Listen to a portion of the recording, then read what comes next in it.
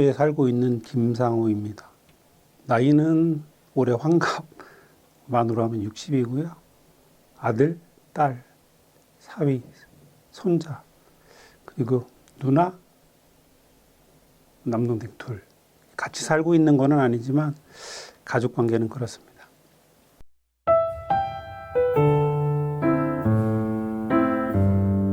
어릴 때 기억은 아마 좀 힘들게 커서 그런지 모르지만 그냥 뭐 지금은 초등학교지만 국민학교 때 4학년 때 뭐 우등상 받은 기억, 그리고 진짜 그거보다 좀 어렸을 때는 뭐 제 고향이 저 강원도인데, 강원도 홍천인데 뭐 진짜 어렸을 때 뭐 미끄럼 타던 기억 이 정도밖에 없어요. 국민학교 기억도 저한테는 거의 없으니까 그거 말고는. 그렇습니다.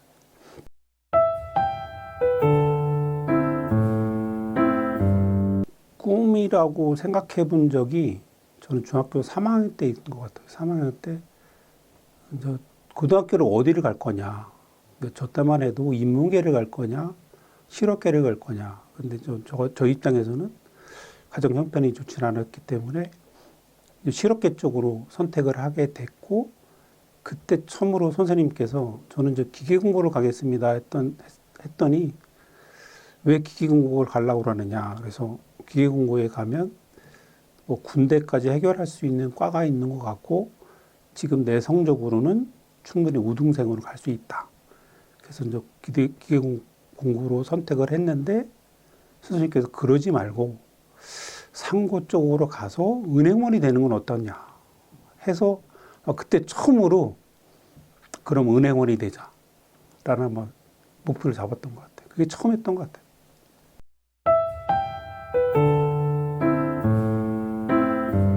에피소드는 별로 없었던 것 같고, 고등학교 1학년 입학할 때까지 키가 반에서 작기로 1등, 2등 했던 것 같아요. 지금은 제가 키가 176 정도 되는데 아마 그때는 책가방을 들고 다녔었거든요. 미는 가방이 아니었었고 가방이 땅에 끌릴 정도였었어요. 그러니까 키도 그렇게 작고 덩치가 작으니까 누구한테 어울릴 수 있는 상태도 아니었었고, 그래서 더 내성적이었던 것 같고, 형편도 그렇게 집 형편도 그렇게 좋은 편이 아니었었기 때문에 어디 가서 이렇게 뭐 애들하고 대화를 하거나 뭐 이렇게 할 수 있는 입장이 아니었기 때문에 완전 내성적인 그런 조용한 그런 성격이었다가 이제 고등학교 1학년 2학기 정도 되면서 키가 갑자기 컸어요. 아마 지금 키 그때 다 컸을 거예요, 아마. 그래서 뭐 한 20cm, 뭐 30cm 이 정도 컸으니까.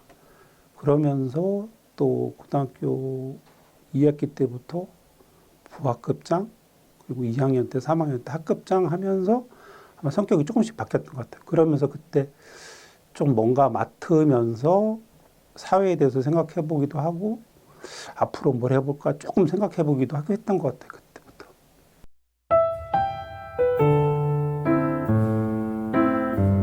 졸업식 끝나고 나서, 담임 선생님께서 전화 오셔서 이 회사 한번 가보면 어때? 근데 서울이야.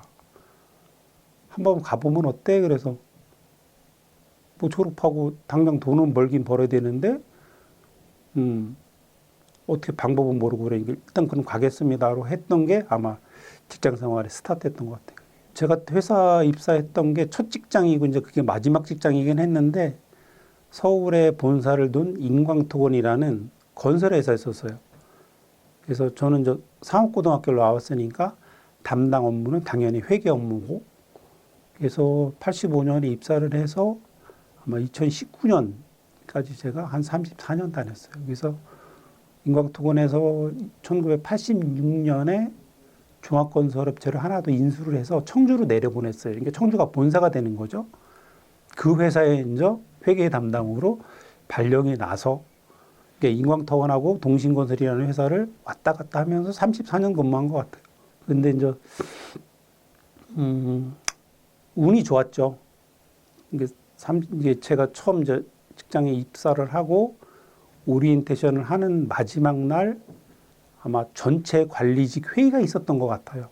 나중에 이제 알은 거지만, 그러니까 인광토건 내에 한 50명 정도 되는 회계 담당 책임자들 아마 회의가 있었던 것 같아요. 이제 마지막 날. 그래서 저희들이 가서 인사를 했을 때 아마 한 분이 저를 찍었는가 봐요. 저놈을 제 현장으로 보내주십시오 하고 찍었던 분이 김재령 과장님이라고 계세요. 그분이 저의 최고의 은사십니다. 그분을 만나서 이 자리까지 온 것 같아요. 그때 월세 살고 있을 때 임대 아파트 보증금을 내주시고, 그때 그 보증금 내주신 게 300만 원이었거든요. 진짜 큰 돈이에요. 연봉이죠. 뭐 연봉보다 더 많은 돈을 내줬죠. 근데 그분 때문에 안정을 찾은 거죠. 주거가 일단 안정이 되고, 누구 눈치 안 보고 살 수 있는 집이 생겼으니까. 그래서 지금도 주변에 그렇게 좀 어려운 사람이 있으면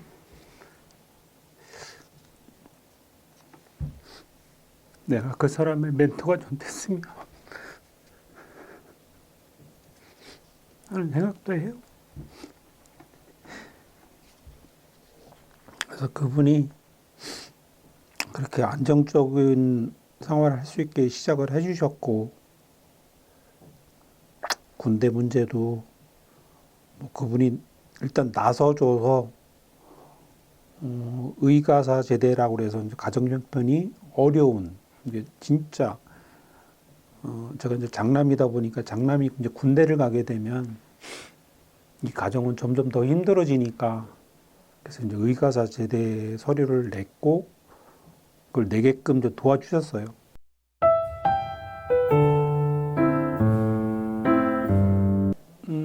제가 결혼을 88년에 했으니까 그렇게 안정적이진 않았죠.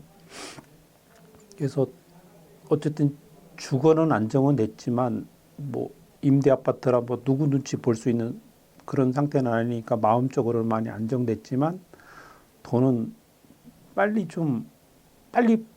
벌다고 해서 뭐 월급쟁이가 빨리 벌 수 있는 건 아닌 거고, 그래서 이때 당시에 어쨌든 내가 조금이라도 벌고 있으니까 아버님이나 어머님이 지금 불편하시고 힘드시니까 결혼을 좀 빨리 해야 되겠다.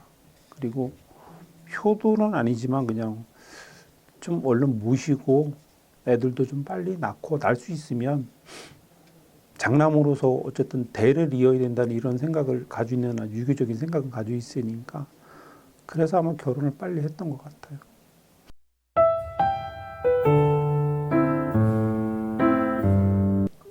그러니까 89년 7월 29일 저 큰아들 생일이 이제 89년 7월 29일이고 딸이 90년 10월 28일이에요. 그래서 연년생인데 첫 아들이 날 때는 제가 자리에 없었어요.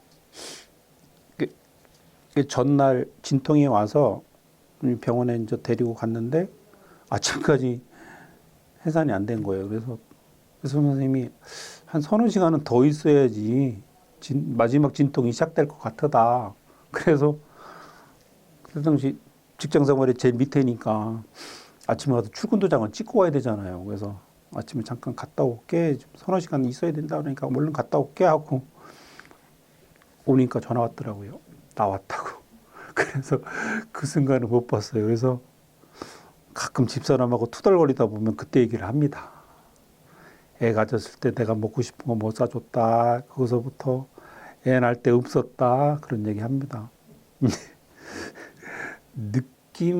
느낌이라고 할 수는 없고요. 일단은 제 목표는 일단 그때 확고했으니까 아마 아들 나오자마자 너무 좋다.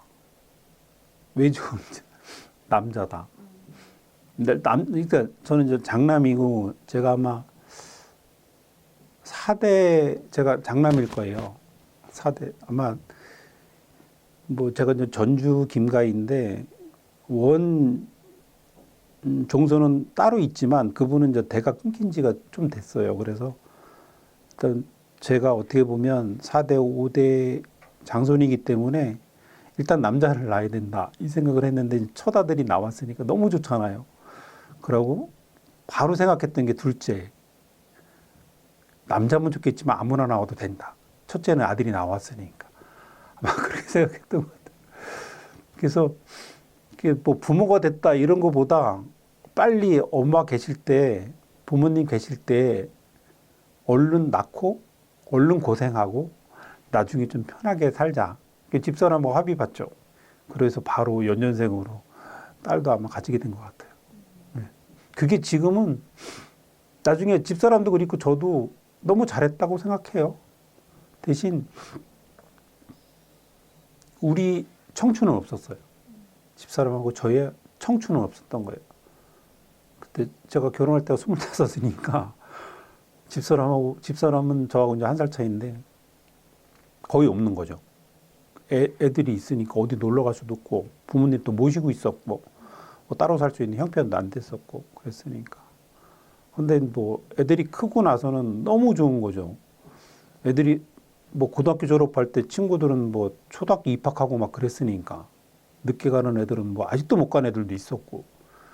그러니까 일찍 가서 노년 지금 뭐 노년이라고 하면 안 되지만 지금은 그래도 마음적으로 많이 여유가 있다는 거 일찍 자식 농사를 져서 그렇습니다.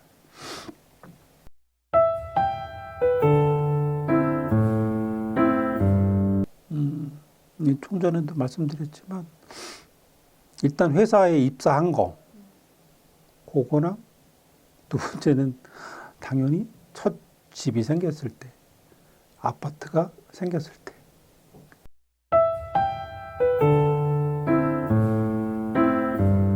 하루로 따지면 안 될 것 같고 그냥 한 달로 따지면 제일 많은 거는 봉사활동. 그래서 제가 특별하게 제 일이라고 하면 뭐 시간 나면 응급처치 관련 쪽 강의를 하고 있습니다. 강사 활동을 하고 있는데 강의 일정이 없으면 또는 개별적으로 뭐 개인적으로 뭐 볼 일이 없으면 봉사활동 계획을 짜요. 그래서 특별한 일이 없으면 봉사활동을 하고 그 봉사활동은 거의 대부분 지금 도복직원에 와서 하고 있는 것 같습니다. 저희 봉사단이 적십자 소속의 한샘봉사회라고 소속돼 있는데 한샘봉사회 그때 당시 회장님이 저 도복직원에 한 달에 2번 들어간다는 거예요. 그래서 가봅시다. 저도 가겠습니다. 그래서 이제 처음 왔고 와서 첫 번째 주 수요일, 세 번째 주 수요일 이렇게 참여를 하고 있는데 봉사단 회원들이 많이 오진 않았었어요.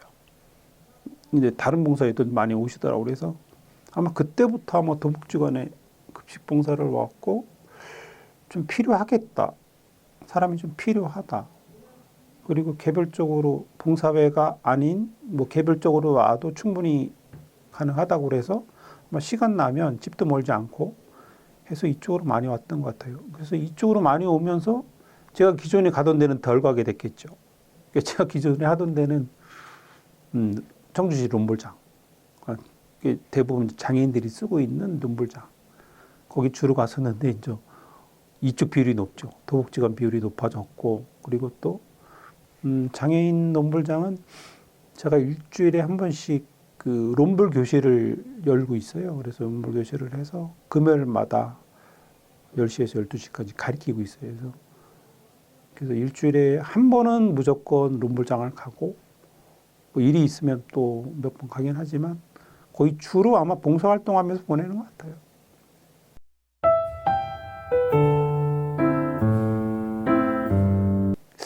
이게 이제 조금 여유가 생기니까 뉴스에 이제 봉사활동, 뭐 재난 발생했을 때 쫓겨 있고 왔다 갔다 하는 사람들이 이렇게 보이는 거예요. 그래서 저거 어떻게 하면 할 수 있을까 하다가 이제 적십자사를 봤던 것 같아요. 영상에서 보고 적십자에 직접 전화 걸었어요. 전화 걸어서 봉사하고 싶은데 어떻게 하면 되냐 그랬더니 단체가 있느냐? 없다. 그랬더니 그럼 개별 봉사원으로 가입하면 된다. 그래서 가입 신청서를 달라. 그래서 써서 냈어요. 그랬더니 그게 전국에서 처음이래요. 개별 봉사원으로 가입한 경우는 처음이래요. 단점이 있죠. 개별봉사원이니까 봉사 내역을 모르잖아요. 어디서 봉사가 이루어지는지 알 수가 없는 거예요. 그 실적이 없어지는 거예요. 실적이 생길 수가 없죠. 그렇다고 개별 봉사원한테까지 적립자사가 이런 봉사가 있으니 와서 하세요 하라고 안내를 해주는 것도 아니고 홈페이지에 봉사 일정이 뜨는 것도 아니고 홈페이지에 봉사 일정 같은 건 없어요. 단위 봉사회, 뭐 지구 봉사회, 도협의회 뭐 이런 데서 다 운영하고 있기 때문에 그렇게 시작을 한 것 같고, 봉사는 헌혈도 하고 있어요. 헌혈. 헌혈을 제일 먼저 했던 것 같아요. 헌혈은 고등학교 1학년 때 부하급장, 하급장 다 나와. 이게 뭐예요? 강제로 끌려간 거죠. 하급장, 부하급장 다 모여. 3학년, 뭐 2학년까지, 1학년부터 다 되니까, 1학년부터 다 되니까, 나이가 그때면 해당이 되거든요. 그래서 그때 끌려가서 시작을 한 게 고등학교 때는 그때 한 번 하고 아마 졸업하고 나서 직장 생활 하면서 가기 시작했던 것 같아요. 그래서 지금 제가 헌혈 횟수로는 260회? 260회인데 이제 횟수로는 뭐 전국적으로 보면 많은 건 아닌데 헌혈이 전혈은 1년에 5번을 할 수 있고요. 성분 헌혈은 1년에 24번을 할 수 있어요. 근데 저 전혈 기록이 124번인가 그래요. 그게 아마 전국에도 제일 많을 거예요. 그래서 전 전혈을 쭉 해서 전혈 100회를 하는데 33년인가 걸렸을 거예요, 아마 제가. 그리고 그게 이제 계기가 되면서 이제 지금은 이제 충북 혈액원의 헌혈봉사회 회장도 맡고 있어요. 그리고 지금 한센봉사회 소속으로 일반 봉사로 돼 있고, 제가 막 08년인가 개별봉사원에서 단위봉사회로 친구 소개를 이제 들어간 거예요. 이게 단위봉사회로 들어가서 현재까지 한 게 아마 시간으로 보면 10,000시간이 조금 넘었어요.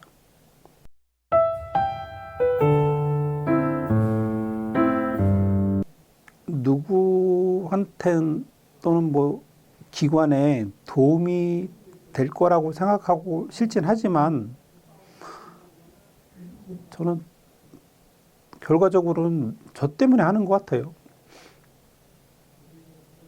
이 직장 생활을 하고 있었기 때문에 지금도 하고 있는 거고 스트레스가 없을 수 없잖아요. 그죠? 그래서 봉사활동하는 시간에는 그거 잊어먹어요. 그래서 그게 아마 저한테는 탈출구, 스트레스 해결하는 방법, 이걸로 무조건 했던 것 같아요. 저 심하게 봉사할 때는 휴가 내고도 갔어요. 휴가 내고 하루 종일도 재난이 터지면 재난봉사는 하루씩 하는 게 있거든요. 제가 영동 폭설 현장에도 갔었고 경기도 수해 지역에도 갔었고 뭐 1박 2일 뭐 이렇게 해서 갔었고 해서 휴가 내고도 막 다녔는데 뭐 누군가한테 도움을 주기 위해서 가긴 갔지만 제 머릿속을 비우러 간 것도 있어요. 근데 그거보다 보면 성취감도 생기고 나한테 뿌듯함도 생기고 그러니까 결론은 저를 위해 사는 것 같아요. 봉사는.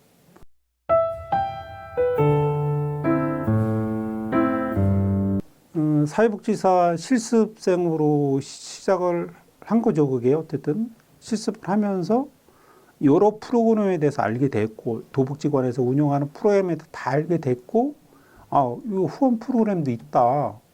그런데 시작은 한지 프로그램 계획 세운 지는 몇 년이 됐는데 아직 1호가 없다라고 얘기를 하시는 거예요. 부장님께서. 그래서 그래요? 그럼 제가 해도 될까요? 이렇게 여쭤봤어요. 저는 다른 데서 후원했던 경험이 있어서 이제 다른 기관에서도 후원하면서 조금 눈치 하는 눈치를 보면서 후원을 했거든요. 그래서 여기도 혹시 제가 하면 뭐 대단치도 않은 놈이 후원을 했네 그러면 두 번째 하는 사람이 안 할 수도 있거든요. 저는 이 생각을 왜 하는지는 모르겠는데 아마 다른 기관에서 그렇게 했던 경험 때문에 그런 것 같아요. 다른 기관에서 제가 한번 후원을 할 때 기부를 할 때 제가 10호고 앞에 하신 분이 9호인데 9호가 한국병원 이사장이 있었어요. 한국병원 이사장이 하는 거는 대부분 뭐 신문에 날 만한 얘기가 맞는데 월급쟁이가 일반 봉사원이 그만큼을 후원한다 그러면 그 한국병원 이사장님한테는 누가 될 것 같은 거예요. 이게 아무나 할 수 있는 거를 이 양반이 하면서 신문에 나는 게 이 사람한테는 폐를 끼치는 게 아니라 이 생각이 들더라고요. 저는 여기서도 하면서도 이거 뭐 어디 회사 회장, 뭐 사장 이렇게 하면 1호가 되는 게 누가 봐도 뭐 크게 뭐 생각을 안 할 텐데 이거 누구야? 뭐 이런 사람이 1호라고 그러면 2호 하는 사람이 2호, 3호 할 사람이 에이 뭘 해? 이렇게 될 수도 있어서 저는 일단 허락을 먼저 맡았던 것 같아요. 저 혼자 자격지심인지 모르겠는데 눈치를 보게끔 돼 있더라고요. 되더라고요, 저는.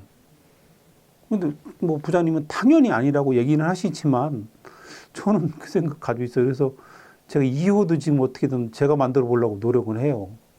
3호도 지금 제가 만들어 보려고 지금 노력을 하고. 근데 이게 돈이 많다고 하는 건 아니에요. 그냥 마음인 것 같아요. 그 돈 쉽게 얘기해서 지금 내가 저쪽 사고가 났어. 내가 300만 원 물어줘야 돼. 라고 생각하면 엄청 편하잖아요. 그죠? 300만 원 물어줄 수도 있는데 뭐 그 돈 여기다 내면 되지 뭐. 라고 생각하면 편한 거거든요. 근데 이 300만 원 가지고 노트북 하나 살 수 있어. 이렇게 생각하면 이거 못 내는 거예요. 그죠? 근데 요 300만 원 낼 때는 집사람한테 승인 받느냐고 힘들었어요. 집사람한테 다른 기관에 후원할 때는 그날 승인 받았거든요. 큰 돈이라서 그날 승인 받았는데 이번에는 승인을 좀 늦게 주시더라고. 집사람이. 아, 먼저 거 냈으면 됐지 뭘 또 내려고 그래. 그래서 제가 한 일주일을 졸랐던 것 같아요. 여보 한 번만 더 하자. 그리고 기회 되면 당신도 한번 하고 이렇게 하면 졸랐던 것 같아요. 근데 제가 그렇게 마음 한 거는 누군가 해야 또 누군가 따라 해요. 좀 그렇다고 생각해요. 봉사도 마찬가지지만 후원도 누군가 하면 그걸 보고 따라하는 사람이 있는데 근데 폐를 끼치는 부분이 있는 것 같기도 하고 그렇습니다.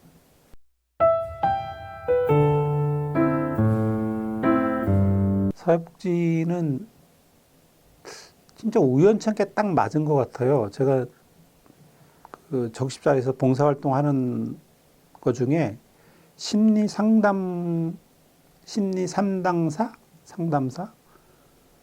그래서 충청북도하고 적십자사랑 심리회복지원센터 그 MOU를 체결돼서 아마 거의 전국의 그 재난심리회복지원센터가 아마 적십자사가 담당하고 있을 거예요. 제가 적십자사의 심리사회적 지지 강사라는 자격증이 있어요. 그 강사라는 자격증을 가지고 심리 상담사를 할 수 있었어요. 근데 이게 민간 자격증이잖아요. 외부 기관에서 아마 그걸 민원을 넣으신 것 같아요. 보건복지부에다가. 그래서 PSS 강사로는 상담이 불가능하게 된 거예요. 근데 그런 상태였었는데 여기 복지관 봉사활동을 하고 있는데 학교에서 충청대학교 학교에서 홍보 온 거예요. 사회복지. 제가 들어간 거는 뭐 사회복지 종류긴 한데 전공은 케어복지로 그래서 왔는데 1학기가 공짜래요.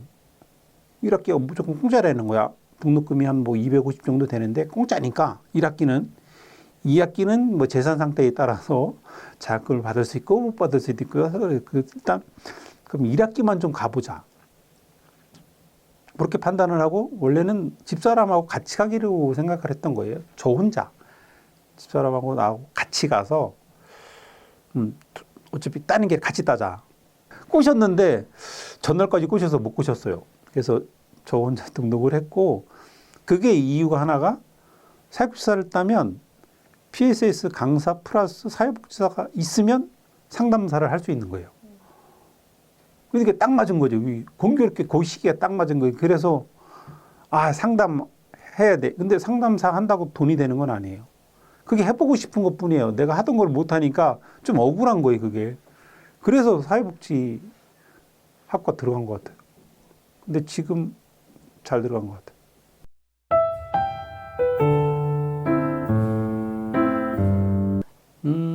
거의 많이 했던 게 뭐 디딤하고 경로급식. 그래서 경로급식이나 디딤 이렇게 보면 제가 이제 저번 주에도 학교 일이 있어서 3일을 수목금을 여기를 못 오고 학교 행사를 참여했었던 것 같아요. 그래서 3일을 안 왔더니 오늘 오셨더니 오늘 오니까 어르신들이 왜 저번 주에 안 보이던데? 어디 갔다 왔어? 이게 물어보시는 거예요. 그리고 너 급식할 때는 또 오늘 밥 맛있었어. 아, 오늘 재밌었어. 친절하게 대줘서 고마워. 이렇게 해주신 게 너무 고마운 거예요. 그러면서 더 재밌어서 더 열심히 하려고 하고 그것 때문에 즐거운 거예요. 저 마음도 즐거워지는 거예요. 그래서 뭐 혹 힘드신 분이 있으면 왜 힘든지 그냥 가서 조용히 물어보기도 하고 몸이 좀 많이 불편해 보이면 몸이 왜 불편한지도 가서 여쭤보게 되고 나름대로 또 제가 응급구조사 자격이 있으니까 좀 도움이 되려고 노력도 많이 하고 그러는 것 같아요.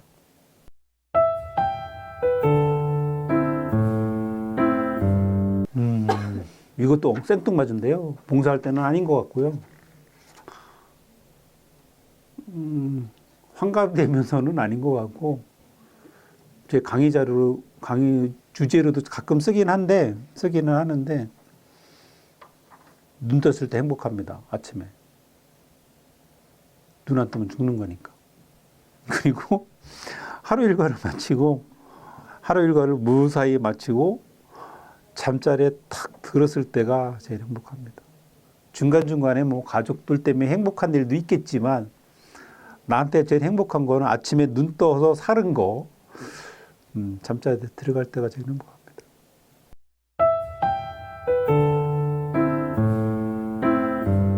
뭐라고 표현하실지. 아, 이게 좀 어렵더라고요. 그래서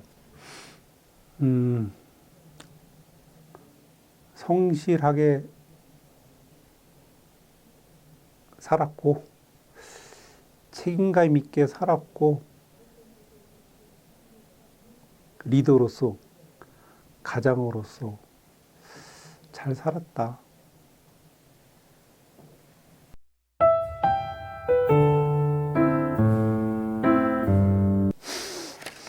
이거 제가 여기 쓴 거로는 그냥 딱 첫 생각난 데 그대로 썼어요. 그래서 맨 처음에 90점을 썼다가 80점을 썼어요. 80점. 그래서 왜 80점이냐고 그러면 인생에 대해서 아직 멀쩡하다. 팔다리. 아직은 쓸만하다. 그리고 특별히 아프다. 아픈 데는 없다. 아직 뭐 기저질환으로 뭐 발견된 건 없으니까. 그리고 먹고 사는 거에 큰 고민은 없다. 이 정도면 뭐 먹고 사는 거를 뭐 어느 걸 먹느냐에 본인의 행복감은 뭐 틀려줄 수는 있겠지만 저는 기초적이라고 생각해요. 뭐 랍스타를 먹는 게 행복할 수도 있지만 배만 안 고프면 행복할 수도 있는 거라고 저는 생각을 해요. 오늘 좀 힘들게 살아본 경험이 있으니까 또 오르면 안 되는데. 실제 엄마 따라서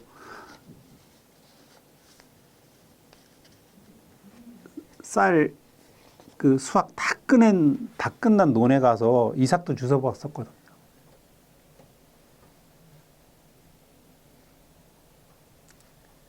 그래서 의식주에 고민만 없으면 그래도 80점 인생 잘 사는 것 같은데 10점씩 깎였잖아요. 그죠? 100점이 아니니까. 근데 10점은 뭐냐면 부모님이 물려주신 몸을 잘 못 써서 무릎에 장애가 생겼다.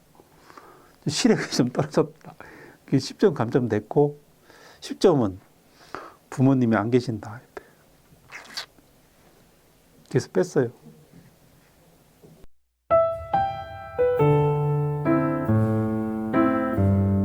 지금 사회복지사를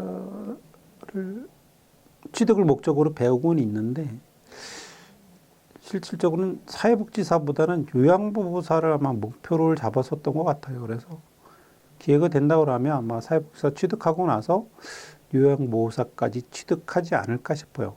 더 이상 배울 욕심은 없고 배울 시간이 없을 것 같아요. 저한테 투자하는 시간이 별로 없는 것 같아서 봉사활동하다 보면 그런 거 느끼거든요. 나한테 투자하는 시간이 별로 없다. 그리고 지금 제 나이에 이런 생각하면 안 되는데 몇 살을 더 살까? 몇 년을 더 살을까? 이 생각을 요즘 가끔 하거든요. 그래서 뭐 평균 연령대로 살면 20년 더 살겠지만 뭐 10년 살고 또는 5년 살고 죽을 수도 있잖아요. 그래서 지금 목표한 요양보호사까지 취득이 끝나면 배우는 건 그만하고 봉사활동도 좀 줄이고 개인적인 시간을 좀 갖고 가족과 같이 보내는 시간도 좀 늘리자. 그런 생각을 요즘 하고 있어요.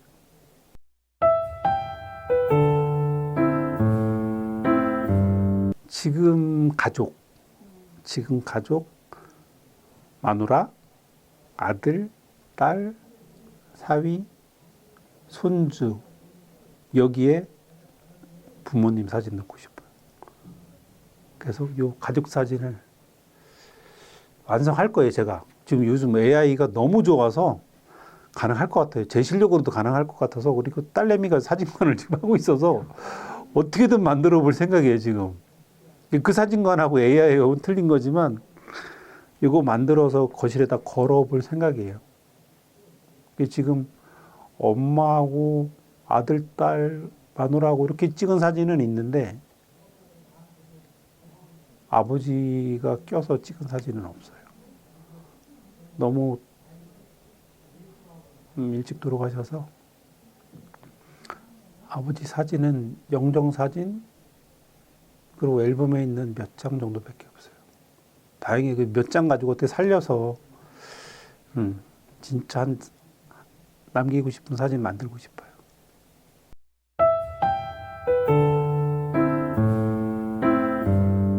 부모님하고 보내고 싶은 거죠. 나를 위해서가 아니고 부모님하고 단 며칠이라도 몇 시간이라도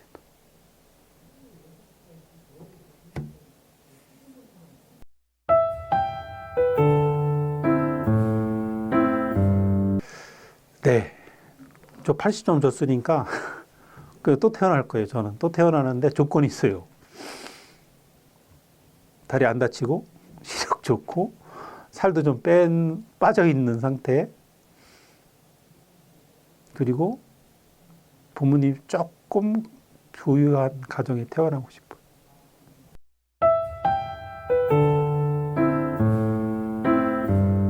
아마 알고 있을 단어일 텐데 9988234 저 이거 너무 좋아합니다. 그때까지 살면 진짜 좋겠죠, 그죠? 그럼 아직도 저보다 많이 살아야 되니까 한 40년 살아야 되니까 너무 좋을 것 같은데 조건은 있죠. 건강해야 된다는 거. 그래서 건강한 모습으로 진짜 팔다리 잘 쓸 수 있는 건강한 모습으로 잘 살다가 자식 고생 안 시키고 마누라 고생 안 시키고 딱 하고 죽으면 좋겠어요. 대신 죽기 전에 유언을 남길 수 있는 시간은 있어야 되고 그랬으면 너무 좋겠어요.